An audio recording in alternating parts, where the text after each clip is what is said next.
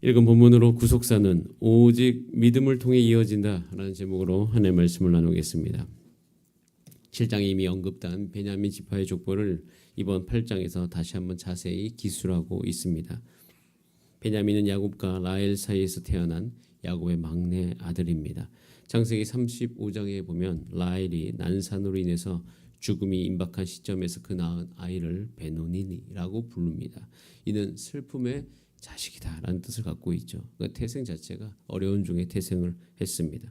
그러나 이후에 야곱이 그 베노니라는 이름을 오른손의 아들이라는 뜻으로 베냐민으로 바꿔 주었습니다. 그 아이가 하나님의 능력을 붙들면서 살기를 바라는 야곱의 간절한 마음이 거기에 이름 안에 담겨 있는 것을 우리는 볼 수 있습니다.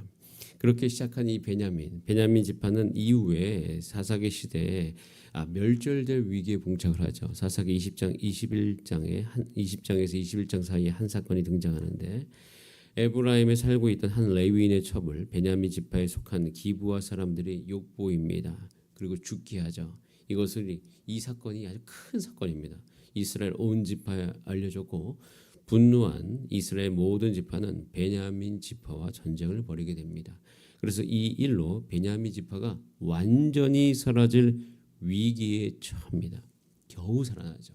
겨우 살아난 상황 속에서 이제 에스라서로 우리가 이제 역대상을 하고 에스라서를 딱 읽고 있으면 에스라서에서 좀 깜짝 놀랍니다. 물론 역대상에서부터 깜짝 놀라죠. 이유는 사라질 뻔한 그 지파가 오늘 읽어보면 베냐민 지파를 이렇게 한 장에 걸쳐서 다 기록할 정도로 굉장히 큰 지파가 되었기 때문이에요. 그리고 에스라서에 보면 4장과 10장에 보면 이스라엘의 공동체로 움직일 때 이렇게 표현합니다. 보통 유다라고 얘기해서 유다가 움직여 하는데 유다와 베냐민이라고 표현될 만큼 중요한 지파가 되어집니다. 자, 이런 베냐민 지파를 오늘 8장에서 자세히 기록하고 있는데 우선 베냐민이 낳은 아들 5 이름이 등장하면서 이제 베냐민 지파가 시작이 되어집니다. 그리고 이 베냐민 지파가 시작되어진 모든 상황 속에서 게라가 나오는데 거기 그러니까 벨라가 나오고 벨라의 아들들 3절에 보면 이렇게 되어 있습니다. 곧 아딸과 게라와 아비우시다라고 되어 있습니다. 그리고 6, 7절에 보면 에웃이 나옵니다. 에웃의 아들들이 쭉 열거되고 있는데 이 인물들 중에서 사실 이 인물들 여러분 역대상을 읽다 보면 이 인물들이 사실은 성경 안에 모든 정보를 다 제공해주고 있지 않습니다. 그래서 역대상의 인물은 다 알 수가 없어요. 그들의 모든 일생은. 그러나 그 중에서 중요한 인물들 몇 명들은 알 수가 있는데 우선 이 에웃 6, 7절에 나온 에웃은요. 이 사사기 시대에 모압 왕 에글론의 손에서 이스라엘 구원한 왼손잡이 에웃으로 보여지는 인물이에요. 그리고 게라, 에웃의 아버지가 게라라고 나오는데 그 아버지도 게라이기 때문인 것입니다. 그래서 이 족보 속에서 에웃과 같은 영웅들에 대한 등장을 다시 이 베냐민 지파 안에서 하는 것은요. 다시 이것을 기억하게 하는 거예요. 기억하게 하면서 내가 멸절당할 뻔했지만 어느 순간에는 이 공동체를 위해서 이스라엘을 위해서 이 이스라엘을 살리기 위해서 다시 하나님의 손에 쓰임 받았던 지파가 바로 우리 지파이다 라는 것을 기억하게 하기 위해서 이 인물들을 보여주는 것이죠. 그리고 결국 이 베냐민 지파에서 궁극적으로 누가 나오게 됩니까? 이스라엘의 초대 왕인 사울이 나오게 되는 거예요. 사울까지 이를 때까지 정말 많은 일들이 있습니다. 자, 그런데 하나님께서 괜히 베냐민 지파 안에서 사울을 세우신 건 아니거든요. 이 사울이 결국 이 베냐민 지파의 왕이 되는데 그 사이에 이 족보 안에 굉장히 신비스러운 신기한 일들이 오늘 족보를 읽다 보면 자세히 읽다 보면 이상한데 하는 그런 지점이 한 군데 있는데요. 자, 우리 같이 8장 8절 말씀 같이 한번 읽어보겠습니다. 시작. 사라임은 두 아내 후심과 바라를 내보낸 후에 모압 땅에서 자녀를 사라임이 있는데 두 아내가 있었답니다. 후심과 바라라고 했는데 이제 이 사람을 내보냈다고 되어 있습니다. 그러니까 쫓아냈다는 거예요. 사실 두 아내가 있었는데 무슨 일인지 내보냈어요. 자, 그리고 모압 땅에서 자녀를 낳았는데 딱 후심과 바라 대신에 다른 아내 이름이 나오죠. 그 이름이 9절에 누구라고 나옵니까? 호데스에게서 낳은 자라고 나옵니다. 자, 그래서 호데스에 낳은 자가 쭉 기록된 다음에 그 다음에 또 한 가지 8장 11절 같이 한번 읽어볼까요? 시작. 또 그의 아내 후심에게서 아비둠과 엘바알 낳았으니 그리고 난 다음에 이어지는 족보 안에는 또 누구의 아들들의 이름으로 기록이 돼요? 후심. 자, 그런데 이 후심은 어떻게 된 아내예요? 예, 쫓아낸 아내인 거죠. 그러니까 이 굉장히 족보가 좀 어렵습니다. 그러니까 이걸 보면서 아, 하나님께서 도대체 이걸 왜 우리 가운데 보여주시는가라는 생각을 하면서 이 족보는요 굉장히 이스라엘의 어떤 그 뿌리와 그다음에 이스라엘이 하나님의 손에 붙들려 있다. 그런데 이스라엘만 하나님의 손에 붙들려 있는 것이 아니라 각 지파도 하나님의 손에 붙들려 있다. 이것을 보여주기 위해서 우리가 이 족보를 허락하시는데 이 족보를 통해서 계속 묵상하고 있으면 우리 자신을 볼 때가 있어요. 그러니까 우리 자신들도요 이런 상황이 있을 때가 있잖아요. 내가 실수하고 실패하고 다 이야기할 수 없는 어떤 가정사의 어려움이 있어요. 그런 상황 속에서 내가 정말 하나님의 뜻이 내 삶 가운데 이루어지는 것이 끊길 것 같다라는 느낌과 그런 상황에 있을 때가 있지만 결국 하나님께서는 하나님의 백성들 또 한 명 한 명의 사람들 삶 가운데 그 하나님을 믿는 사람들을 통해서 하나님의 약속이 어떠한 상황과 어떠한 사건이 있더라도 변치 않고 이어진다는 사실을 우리 가운데 알게 하십니다. 그래서 오늘 우리는요 이것 가운데 우리 스스로를 돌아볼 수 있습니다. 여러분 삶 가운데 하나님의 약속이 여러분 삶 가운데 이루어지는데 방해가 되는 것, 여러분 스스로의 죄악도 거기에 포함되어 있는 거예요. 나의 죄 때문에, 나의 실패 때문에, 나의 실수 때문에, 나의 믿음 없는 것 때문에 하나님의 약속의 성취가 끊길 것 같다는 생각이 드는 경우가 있어요. 자, 그런데 여러분, 그건 하나님을 굉장히 제한하시는 거예요. 하나님께서는요, 여러분의 실패와 상관없이 하나님은 하나님의 뜻대로 여러분 삶 가운데 역사하실 수 있는 분이십니다. 여러분 그것에 대해서 깊이 생각해 보세요. 하나님은 나의 어떠함과 상관없이 나를 사용하셔서 그 어떠한 일도 하실 수 있음을 믿으십니까? 여러분 이것에 대해서 우리는 생각해 보셔야 됩니다. 우리 하나님이 내 삶 가운데 역사하시는 그 역사의 한계를 내 능력으로 딱 잘라가지고 생각하는 경우가 굉장히 많아요. 나의 사고방식이 거기에 길들여져 있는 경우가 있어요. 그래서 하나님은 이 정도밖에 일을 못하실 거다. 나는 내 성격이 이러기 때문에 이 정도밖에 일을 못하셔. 지금 나의 상황은 이러기 때문에 이 정도밖에 역사를 할 수가 없어. 내 자녀는 이런 상황이기 때문에 이 정도밖에 안 돼. 라고 생각하는 그 사고방식들이 이미 우리 가운데 깊이 길들여져 있어요. 근데 역대상을 읽고 또 읽고 있으면 그런 생각이 이게 딱딱해져 버린 생각의 패턴인데 그것이 깨져가는 것이 느껴져요. 그러면서 내 안에 새로운 마음들이 일어납니다. 야, 이런 상황 속에서도 하나님께서는 하나님의 족보를 이어가시는구나. 이런 상황 속에서도 하나님은 일을 하시는구나. 그러면서 우리 자신과 우리 상황을 한번 묵상해 보세요. 여러분이 지금 어려운 상황을 향해서 질문해 보세요. 이 상황도 하나님이 일하시면 괜찮아질까? 이런 상황 속에서 하나님의 뜻이 이루어질까? 그러면서 결국에는 우리는 알게 되는 것이 있어요.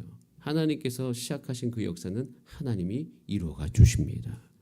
그리고 또 한 가지, 하나님이 사용하지 않는 한 어떤 뛰어난 사람이라 할지라도 하나님의 구속사적 이 역사 안에서는 그냥 한 점이 될 수밖에 없는, 또 그런 점도 될 수 없다는 것을 우리는 알게 되어집니다. 그러면서 우리는 오늘 확실하게 알게 되죠.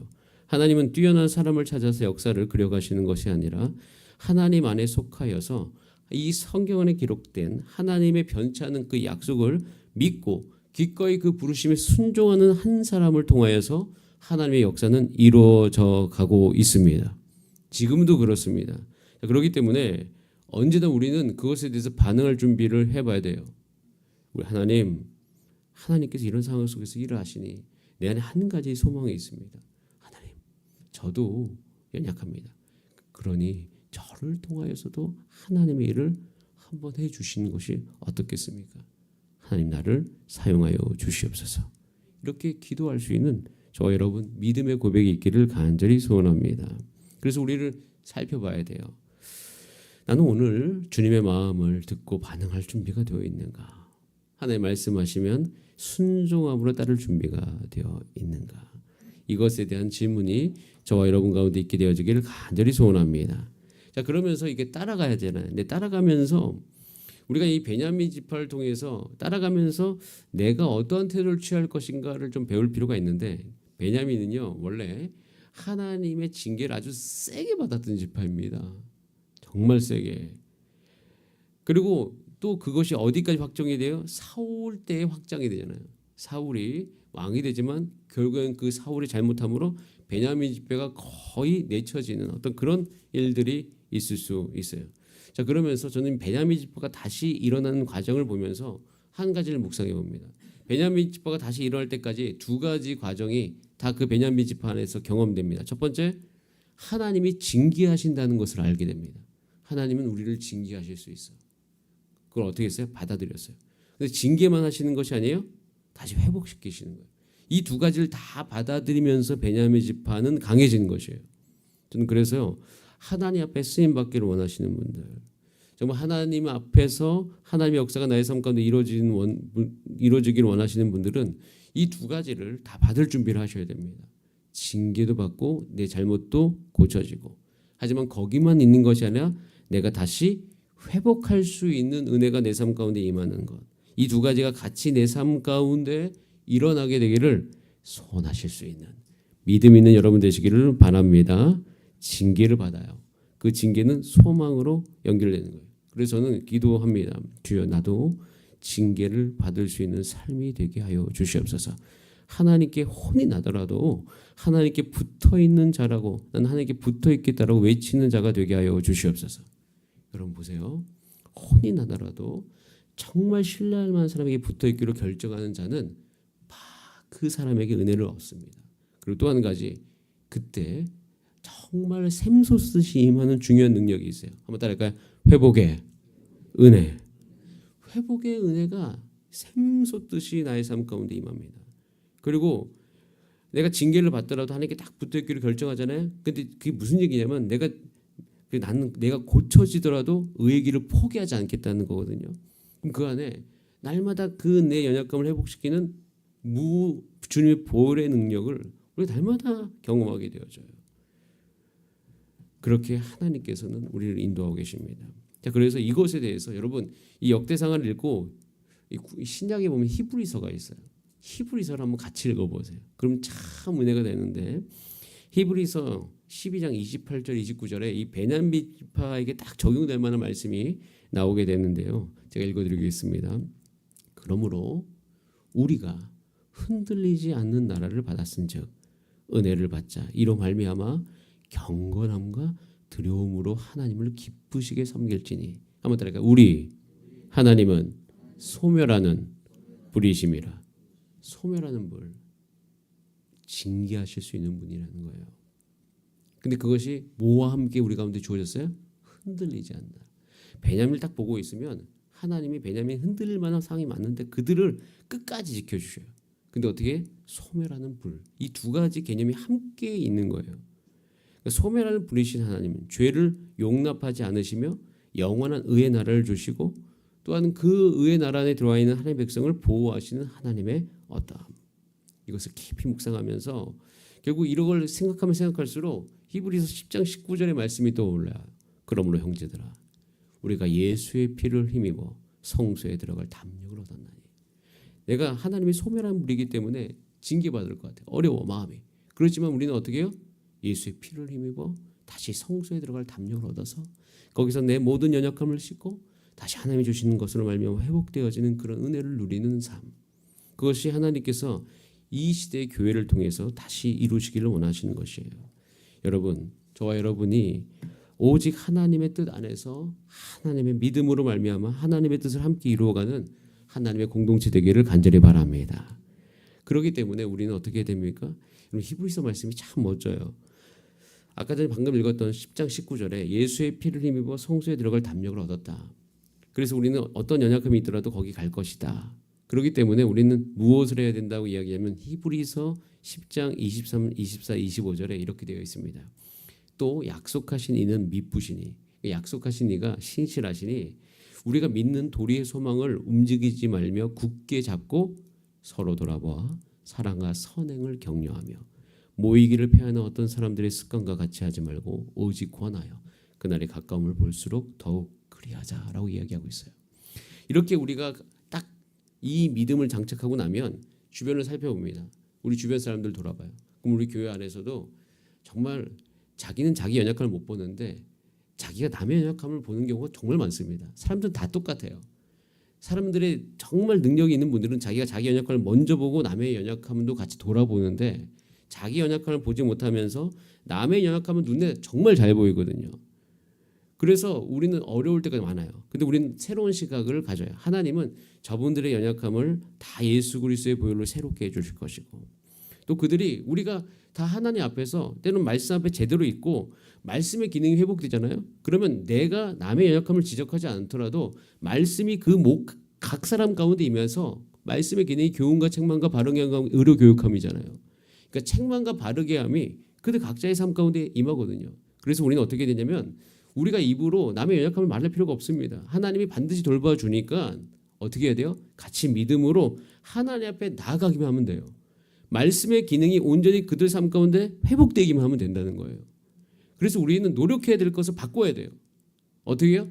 여러분, 우리 성도들이 어떻게 바뀝니까? 오직 은혜로 바뀌는 거예요. 오직 하나님의 말씀의 기능이 회복됨으로 바뀌는 것이에요. 내가 옆에서 이야기한다고 바뀌어요? 안 바뀌어요? 절대 안 바뀝니다. 바뀌지가 않아요. 그렇기 때문에 우리는 어떻게 해야 돼요? 정말 하나님 앞에 쓰임받기 위해서, 우리가 변화되기 위해서 서로 돌아와 보아 우리가 해야 될 일은 사랑과 선행을 격려해서 계속 모여야 되는 거예요. 우리가 이제 며칠 뒤가 내일에 우리가 공동체 성경 읽기가 남전도회가 있습니다. 제가 이제 문자 보낼 거예요. 그럼 어떻게 해야 돼요? 모이기를 패하는 어떤 사람들의 습관과 같이 하지 말고 계속 모여야죠. 말씀의 기능이 회복되어야 될 거예요. 그래서 오직 믿음으로 하나님 앞에 반응하면서 나아갈 때 이 베냐민과 같이 우리가 각자가 다 고칠 게 있잖아요. 그럼에도 불구하고 고치면서 때로는 하나님께 혼도 나면서, 하지만 하나님에 딱 붙어 있으면서 다 함께 의의 길을 갈 수 있을 줄 믿습니다. 그런 은혜가 우리 모두에게 또 여러분의 있기를 간절히 바랍니다. 우리 다 함께 기도하시겠습니다. 이 시간 기도할 때 하나님, 이 족보를 볼 때마다 하나님의 열심, 하나님의 신실하심, 하나님의 그 처절한 우리를 향한 사랑, 그래서 끝까지 이끌어 주시는 그 하나님의 마음이 느껴집니다. 그렇기 때문에 우리도 우리에게 주신 영혼들을 포기할 수 없고, 그러나 우리는 또 새로 하나님의 말씀 앞에서 서로 같이 고쳐가면서 가야 되지 않겠습니까? 이 지파들이, 또 야곱이 자녀들 때문에 속생인 게 이만저만이 아닙니다.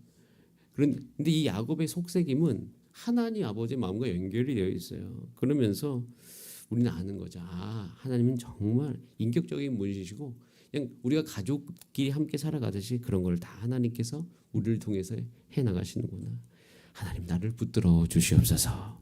그렇게 우리가 주 앞에 우리 자신을 드리면서 내가 주 안에서 의의 길로 가겠다라고 우리 다 함께 주여 한번 부르신 다음에 합심으로 기도하시겠습니다. 주여